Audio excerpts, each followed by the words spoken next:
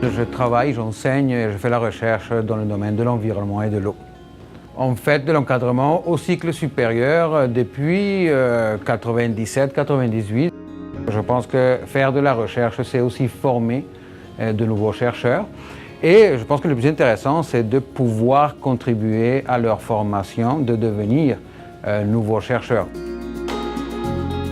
Un défi important, c'est identifier quels sont ses intérêts, les compétences et les qualités particulières de chaque étudiant.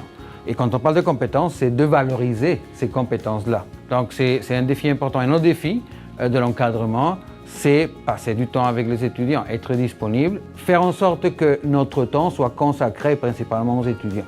C'est possible de le faire, mais il faut que ce soit une habitude. C'est le point, à mon avis personnel, le plus important, d'encadrer l'étudiant directement et le plus fréquemment possible. Plus on prend du temps pour l'étudiant, plus il y a la probabilité que l'étudiant puisse découvrir ses qualités et avancer dans sa recherche.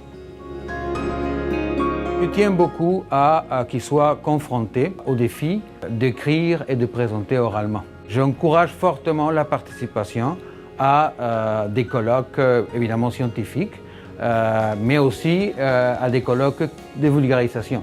Apprendre à écrire un papier est tout un processus, mais si on commence dès le début à exposer nos étudiants à l'écriture de papiers scientifiques, il va finir ses études avec un atout très important.